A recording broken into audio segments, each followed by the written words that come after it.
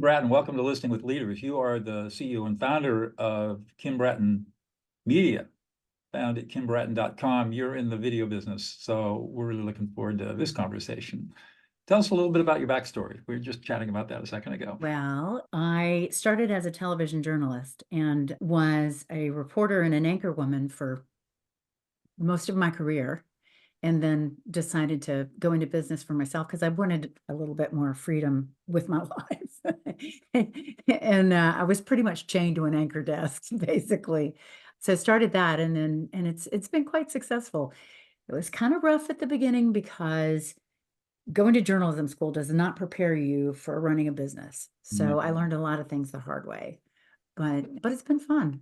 Tell us a little bit about your business.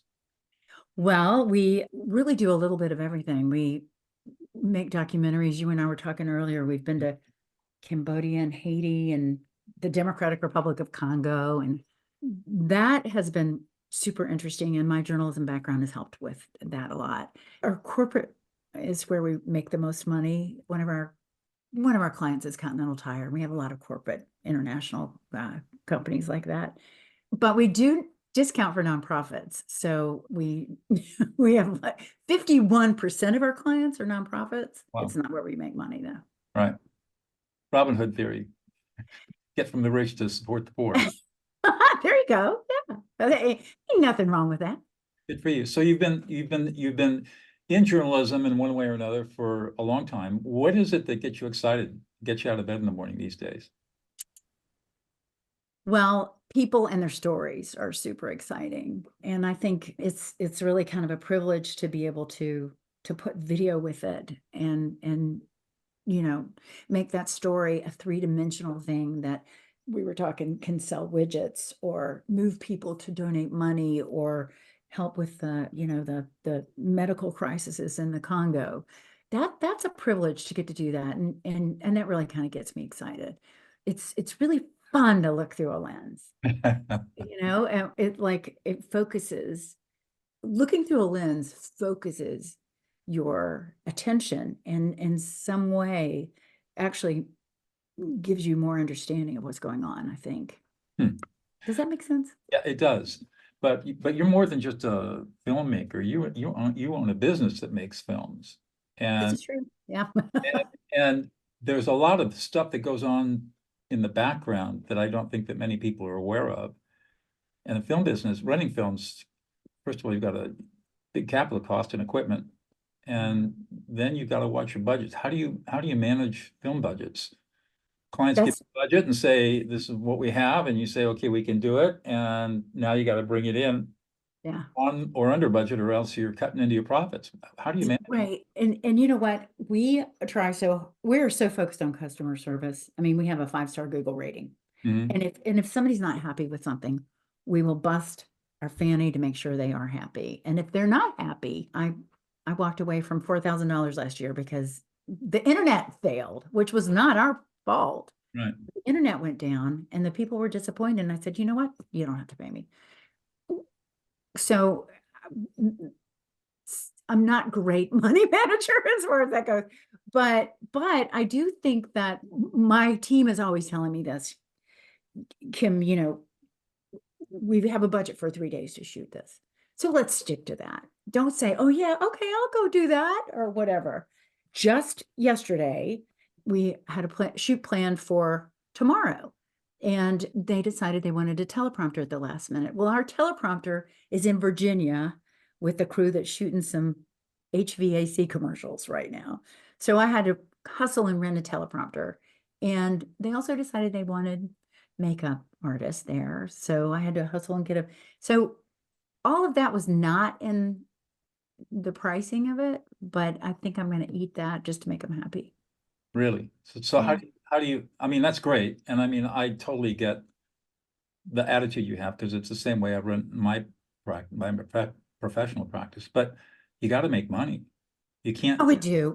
And the larger national stuff, we make money, and that's lucrative. And we have a really good team that's kind of scrappy, and we can compete with Los Angeles here in Charlotte easily. Yeah.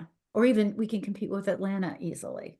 because, we're winning a ton of awards, and I think we're getting national recognition for the fact that we can do things inexpensively. That's got to be really satisfying. Yeah, it is. It is. It is fun. It's kind of scary though, you own your business, you wake up in the middle of the night in a cold sweat. Wondering how we're going to manage this or how to Yeah. manage that. What did I do? Oh no. How do you manage? I mean, I think you started small, but in looking at your website, you've got a pretty big, a lot of mouths to feed. How are you scaling the business, managing the scaling? Well, we're about to add some more staff, but we have a lot of contractors that we work with, so we can expand and contract. I have 4 full-time people, and they're kind of the core.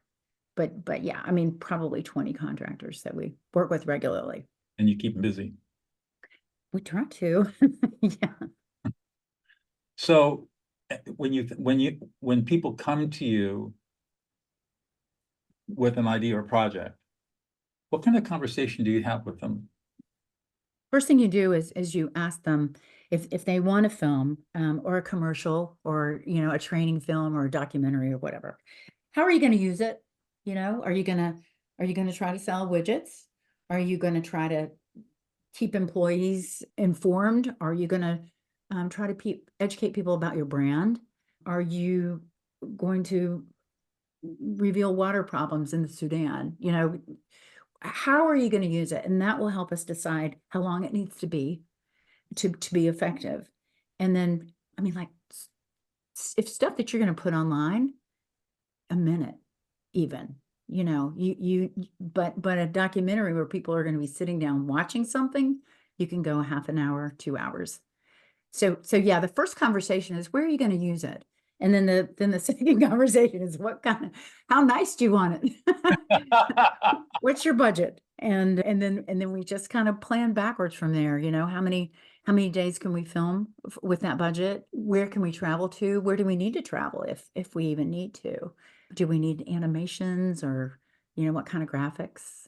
Yeah, well, I mean, post-production is longer than production work usually. Oh, tell me about it. So, I mean, all that audio and film editing is, it's time consuming, expensive, and it's so different from how it used to be. I mean, it used to be that you could just shoot something and the color would be on there.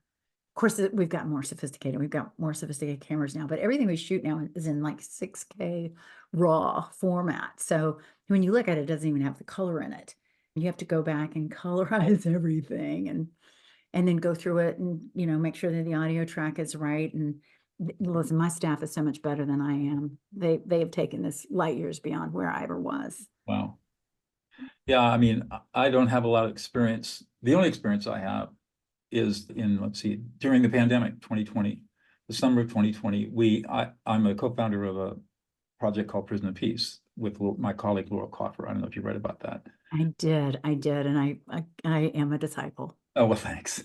We had all these grants, couldn't go into prisons, right? Everything shut down. So we talked to other grantor and said, what do we do with the money? And they said, well, we don't want it back. What do you want to do? And we just smiled and said, we're going to put our entire curriculum on film. So we spent all summer with a full Hollywood film crew, 3-camera shoot, all the bells and whistles, filming our entire curriculum. And that's when I learned all about our director was a reality TV guy, and it was crazy. I didn't see that online. Where can I find You won't that? see it online. You won't see it online because it's not publicly available. However, I'd be happy to send you a link to the. Please do. Please do. Yeah, I think your work in the prisons is so admirable. But I, as the co-founder, Laurel is involved day to day, but that's where I got into thinking about budgeting, because I knew how much this was going to cost us. And of course, it went way over budget. And, I mean, so that's why I was curious about that, because it just seems to me that it's so easy for mission creep to come in. Oh, it'd be really cool if we did that. Well, little do we know it cost another $10,000 or whatever, right? Yeah. But you know what I do? And it took me like a couple years to learn how to say this, and say, that's a great idea, and that's probably going to cost another $500. Are you cool with that? Yeah. Okay, and then you're not saying no. Right. Exactly. As long as you're there. But I was just amazed. I was amazed at the detail work that goes in to this. I mean, it would take them an hour to construct a set, 2 hours to construct a set, then another 2 hours to get the camera set, and then get the lighting just so, and the audio just so, for, 20 minutes or less of us being on set, actually talking and teaching. It was Yeah. crazy. It is crazy. There's a lot of behind the scenes stuff. Yeah, they sent me a picture of my crew. They had this like Dana Dolly out. And you put the camera on like a skateboard basically. And so the camera's going like this. Oh, yeah, they have the trolleys on the, Yeah. So yeah, so they put the Dana Dolly up to get a shot of a HVAC truck. I hope they appreciate it. Probably spent 2 hours getting that shot. So when you look back on your career and you think about how you transitioned from video journalism, working as a news anchor, to now having your own company, what do you think is unique about yourself that's allowed you to succeed in this way? Don't give up. Ah, persistence. Yeah, and especially when, I am faced with adversity, I usually find a way to get around it. Mhm. Which, Um, you go through it, over it, or under it, or however, whatever yeah, it takes. yeah. I think, if you have an irritation, let it create a oyster. I mean, be an oyster, let it create a pearl. Right. Yeah. And and also too, I'm just very competitive. I could never tell. So like, I think if they could do that, we can do that, right? Yeah, I mean, we're just as smart. sure, why not? Mhm. Where do you Probably more creative. where do you see your company going over the next 10 years? Well, we're talking with a national, and we've been talking to him for, Doug, we've been talking to him for a year. So, it's not imminent. But we have some other projects that we have like ready to go. One of them is a comedy food show, which is also travel, which is super fun. It's called Real American Food. And then we have another one called Animals Y'all. And it's a comedian who is, just kind of taking you around looking at people love dogs, cats, That's horses, you name it. watch TikTok. What? I said, just watch TikTok. Right, exactly. You So, tell- why not use a really entertaining, good-looking comedian to take you around and let you learn about behind the scenes stuff that you didn't know. Well, that sounds pretty cool. So these are ideas you're pitching to To whomever will listen. large distributors of these kinds of reality shows. Yeah. Well, but if this thing, Friday actually takes off, then once we get our chops, people are going to start listening to us a little bit more. Okay, So yeah, it's growth. It takes a while, right. but persistence is the key. Persistence is the key. I agree with that. I'm kind of like you. I'm not as competitive as I used to be. I do believe in not letting anything ever get in my way. I'll work through it one way or another. It may not be overnight, but I'll get through it, around it, over it, under it, whatever it takes. I understand that philosophy. So this show is called Listening with Leaders for a reason, as you know, because you told me you've done some background checking on me. I'm all about listening. The very different person today than I was 30 years ago when I was a civil trial lawyer trying cases over people arguing over buckets of money, ridiculous. And I learned it and teach a really important skill, listening other people into existence. So I'm curious, in your business, it's obviously that listening is important to you, but how do you stay focused and really listen for what's important? And how do you do that as a journalist? I think that was one of my talents, really, when I was a journalist, because I was an empathetic listener. Hmm. I got a lot of interviews that other people couldn't get because sometimes I just keep my mouth shut and see what people wanted to talk about. And sometimes that could be very cathartic for them Right. to share their side of a story. And I think they trusted me also to be fair and not go into something with an agenda. Now, this is going to tell you how old I am, but back in the day, when I went to journalism school, we were trained to get both sides of a story, and that is what I did. And I would bend over backwards to be fair. You know, I think that it's very hard to say I'm absolutely impartial, because I'm not. I'm human being, but Right. you know, I would, after I wrote it, try to make sure that it was fair. Where did your empathy come from? My husband died when I had, when, you know, shortly after we were married. He had cancer, and my children were 1 and 3. Wow. So So, you know,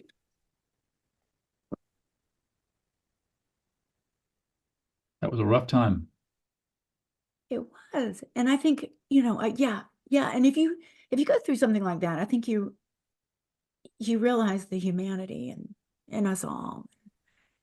I think it makes you more grateful too. There's something about loss that if we allow the grief to flow through us, it's transmuted into grace. And it's the grace that allows us to listen to other people in ways that most people can't. And that sounds like a journey you've been through. Well, if you don't quit talking about it, I'm going to cry. So stop, Doug. Great. But that was beautifully said. Oh my gosh. Thank you. You're welcome. Well, just as a short aside, one of the things I do when I walk into mostly men's prisons, I don't go into prisons too much anymore. But when I used to go into prisons like every day, sometimes would teach a room full of men. I'll just tell this one story. I'll never forget. I went into one prison where I was asked to come in and teach the men how to listen, because they were going to be mentoring at-risk kids who were coming in to spend a day in prison to see what it was really like. And the kids were going to go through the whole prison thing in the morning, and in the afternoon they were going to be paired up with men who had volunteered to listen to them and talk with them. And so they needed to know how to listen to a teenager, right? So I'm in this room, 250 men. And I'm looking around, and I said, who wants to cry today? And I had a couple of my prison of peace students over in the corner cracking up. They knew it was coming. And I look around in the room, and I look for the biggest, meanest guy I can spot, tatted up. I'm big, but somebody who was bigger than me. I get him up there. You get up here. They have to do what you tell them to do in prison, right? They don't have a choice. And I had him in tears in 90 seconds because I would listen to him so deeply. I said, I just started off with a simple question. Tell me what's going on. Just really open-ended. And I just started reading his emotions. And in 90 seconds, he was sobbing. And the room was so quiet, you could hear a pin drop. And there was no shame, because what people saw for the first time, this guy who looked like he was pretty brutal, was actually touching his own humanity, probably for the first time in decades. And everybody saw it. Wow. That's amazing. That's strong. Yeah. That's why I teach listening.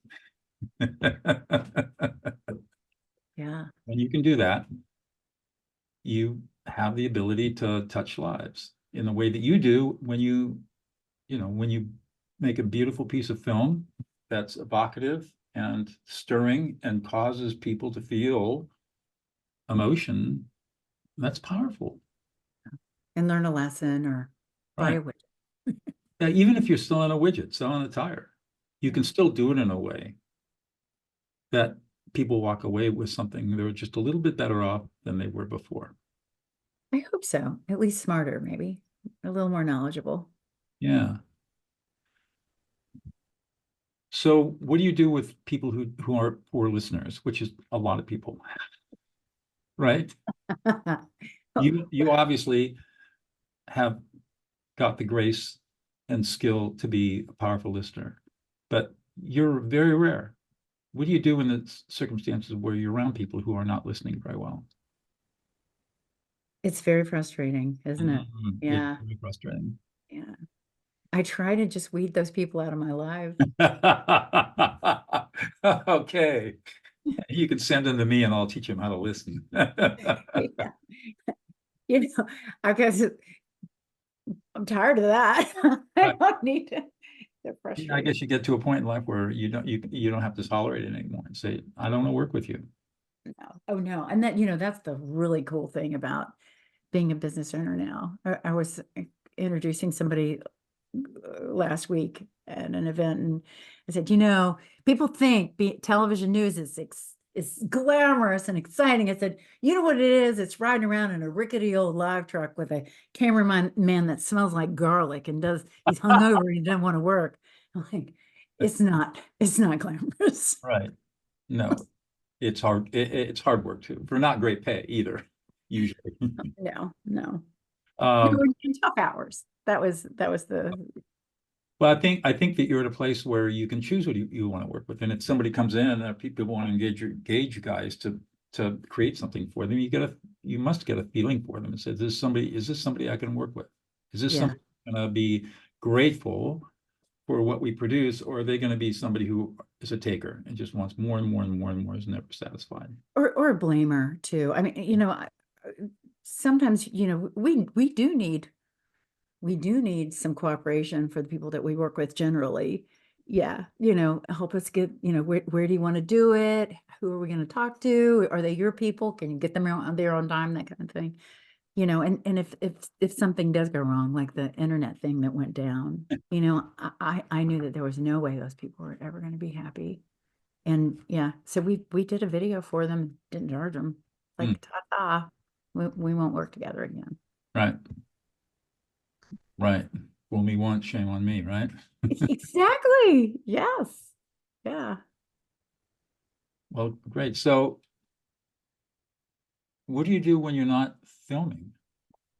Oh, I yoga. Yoga. I'm a yogi. Yes. Yeah. I lift weights, and I have dogs. I have big dogs. Keeps you active. And you're living in a part of the country where you can be outside most of the year.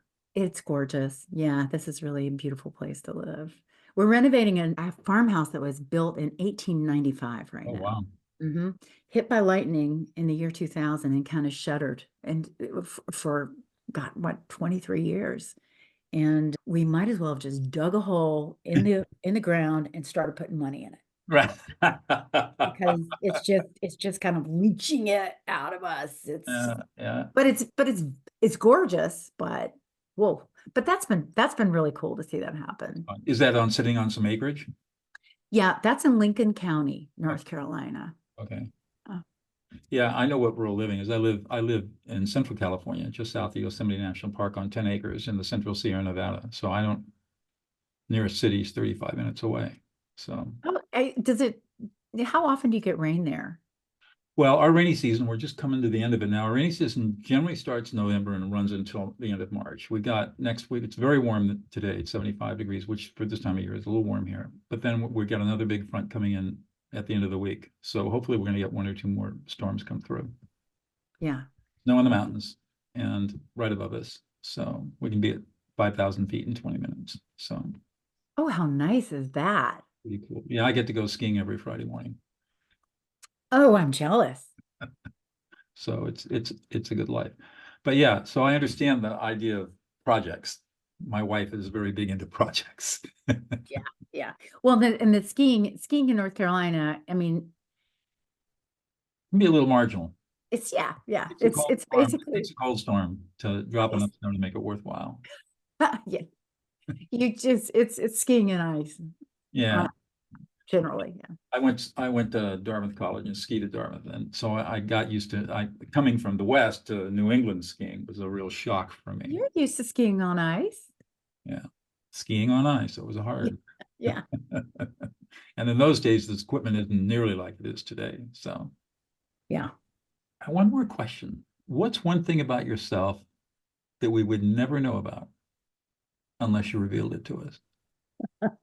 Well, you wouldn't know about it because I wasn't going to tell you. That's the point of the question. Oh gosh. I didn't prep for that, Doug. That's why I asked the question. Mm. I I don't watch TV anymore. I read. Good for you. I haven't owned a television set in 40 years. Really? Nope, do not watch television. If you asked me what was on television right now, I would be totally clueless. I've been Oh, totally clueless since I left college. wow. Wow. Yeah. I watch some, but you know, yeah, I don't like it. Don't like being fed an agenda. I like to discern for myself and pick and choose what I want. Right. And there goes my dog. Can you hear my dog? No, that's okay. Oh, my dog's out on the ranch somewhere, probably with my wife. No, my wife would, and I would much rather sit and chat in the evening than turn on the boob tube and be hypnotized by whatever garbage is coming out. Be fed. We don't even watch movies either. Rarely do we watch a movie. I might watch 2 movies a year Yeah. because there's just so many other things to keep us occupied. I like pop culture. I mean, I like to keep up with trends and, you know, what's new and what the public is excited in, because I think that affects my Well, of job. course it does. Yeah, Yeah, but you know, I read the news every day, and I mean, I devour information and news, so I follow the trends too. But a lot of these people that are mentioned in the celebrity papers, I've never heard of. I don't know who they are, or what they do.